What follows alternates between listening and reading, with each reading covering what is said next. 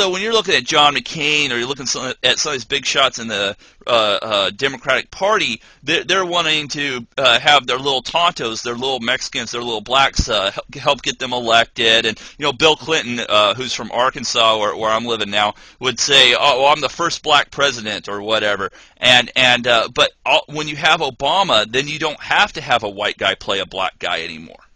No, Obama's a game changer. Tonto didn't want to vote for Lone Ranger. He didn't want to vote for Hillary. They wanted to vote for Tonto. Right. Tontos like Tontos. There's a flaw in their thinking. There was a flaw in the thinking of the Republicans. Always have talked about getting the black vote. They're doing it again. They will never get the black vote. It's a flaw. This flaw has actually probably taken under Anglosphere. And that's one of the things actually going for us, believe it or not, because they're going to have to make big moves. The challenge that the people in charge face is not the challenge the listeners think. No, the challenge they face is there is now a big competitor for their so-called Western civilization, and that big competitor, when they're on their backs, is you're going to call tribunals and claim you outright or some combination thereof. That's what they're going to do. That's what this Russian, German, Italian axis is going to do because you're a hot commodity.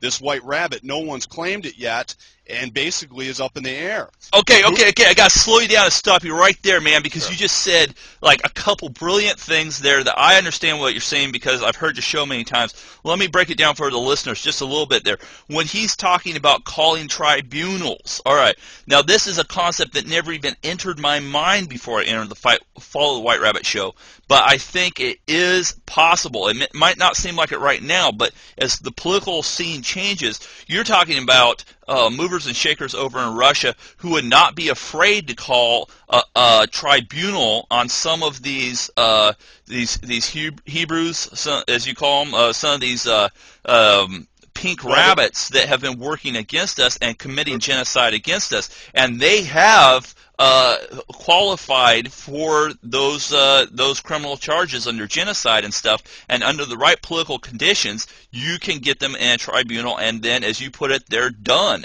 That is the way to do things by playing by the rules, right? Let me tell you what they're afraid of. Let me define this for you. Most people listening to this think they know what ethnic cleansing is. They do not know what ethnic cleansing is under international law. Ethnic cleansing is rendering an area ethnically homogeneous by using force or intimidation to remove from a given area persons of another ethnic or religious group. And one other thing you're going to be playing with is Article 2 of Convention of the Prevention and Punishment of the Crime of Genocide. This is from 1948. It applies to anything after 1948. It does not apply to anything in the 15th or 17th or 18th century.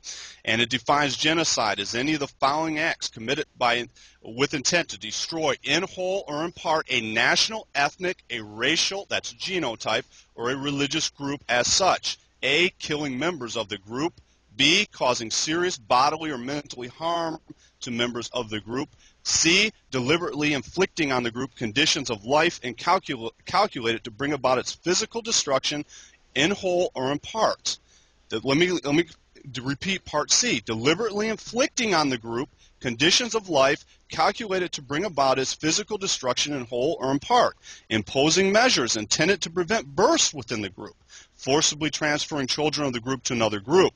They are nothing to fool. They're nothing to play games with, and they will threaten the whole gamut against the people running the show, trying to run things against White Rabbits, because you can't go in the directions they've went in. You just can't. You can't walk down that road, and heaven forbid you don't run this whole planet one morning and you end up like Saddam Hussein. Right. Right. Once Saddam Hussein is in that tribunal, he's done. Yeah, there's no voting in a tribunal. Right. There are no social constructs under international law. Saddam Hussein can't say, we're all Iraqis. The Kurds were just a social construct. I was just trying to get rid of them. Right. It doesn't work that way. That won't fly. You can't design social engineering with explicit intent to wipe out White Rabbits. You can't go there, because as soon as you get hit with as soon as you go on the record and saying we're going to get rid of these kids, and by the time Noel Ignatieff at Harvard says it, Noel Ignatieff talked about the genocide of the white race and all this type, white genocide.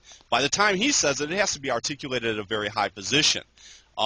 You got to really watch it, because if you go down and someone hits an ethnic cleansing charge somewhere, you might as well have killed every white rabbit on the planet. That's what Saddam Hussein faced. Right. And when you start talking about different parties in Europe, oh my God, it's just ruthless stuff. Right, right. That's what they're worried about. Now that's the tip of the iceberg. There's probably 7 or 10 of these going on for different areas for this group. This group has a lot of problems.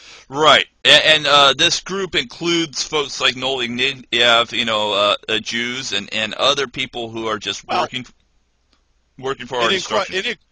It includes, in my opinion, the whole entire leadership of Anglosphere, the structure in certain parts of Western civilization. There's social engineering programs, which are designed around white genocide.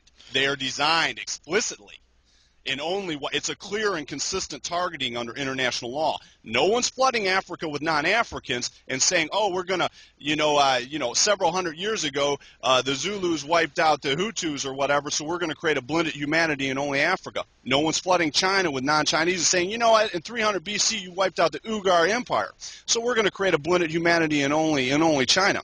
No one's flooding Turkey with non-Turks and saying, "You know what, for 4 centuries you murdered, raped, killed, and genocided European Slavs, so we're going to create a blended humanity in only Turkey." Only white countries are doing this. Only white leaders are putting this stuff out there. Only white children are affected by this. It's genocide. It's genocide. It's a clear and consistent targeting. It's the clearest. What makes it so unique for the listeners is never in the history of the world have the Cherokees, the Apaches, and the Comanches, the chiefs of those tribes, tried to replace their own tribes and then giving those people affirmative action, special rights, and privileges over them. It's unprecedented for someone to try to replace you. And what has happened is there's now a new competitor that not only wants you, he wants the whole kit and caboodle. All right. Who's that new competitor? Tell the listeners out there. The new competitor is the German, Russian, Italian axis that's coming into focus. That's what the Pope's talking about. That's what's going on. And that's huge. You got German manufacturing with Russian natural resources. And, of course, the Italians are there with the Pope. And that is going to be a new competitor to Anglosphere. And that's what the problem has been. And they basically have them, in my opinion, over the barrel. Why? Because they can go European-only immigration. The next thing you know, you're going to have all these people out of Anglosphere, which they've shown no loyalty to the listeners. Why wouldn't you get on a plane and go there? All right. Now, early in your shows, you talk a lot about Putin, and I found this intriguing, and I suggest that anybody who's tuning into the Follow the White Rabbit shows start at the beginning. Now, if you find a show that doesn't appeal to you, whatever, you might want to skip forward a little bit. But really, if you're going to have to start at the beginning to kind of follow some of the groundwork he lays for some of the later concepts he throws out there. But in the very beginning shows, you talked about Putin a lot, and I found it fascinating. Putin is a big player, even though he's not technically the president of Russia anymore. And you say that he does run a little bit of an ethnic conflict model. First of all, what's an ethnic conflict model, and what's Putin doing with it? An ethnic conflict model is what you have in California right now. You have a classic model where you have all these Africans and you let in a bunch of Latinos. The Latinos go at it with Africans, and why these groups are going at it, power never transfers. The people, it insulates the elites. In Northern Ireland, you had the Scotch-Irish go at it with the Irish, the Catholics and the Protestants go at it. But while they're busy fighting, everything becomes stable in London.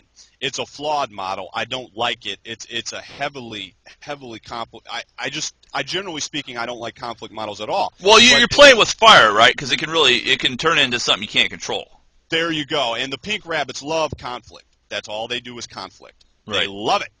And so when you're talking about a mini ethnic conflict model, that means he can't control immigration across his borders. And so basically what he's going to do is, you let the dog off the chain. They got these little skinheads running around and doing whatever they want to do, depending on whether or not they get caught. And if they do get caught, the police may really rough up the immigrants, or they may rough up the skinheads and the immigrants, or both. He's running an ethnic conflict model, and I go into this in one of the MP3s, a different analysis of it. Why is he running an ethnic conflict model?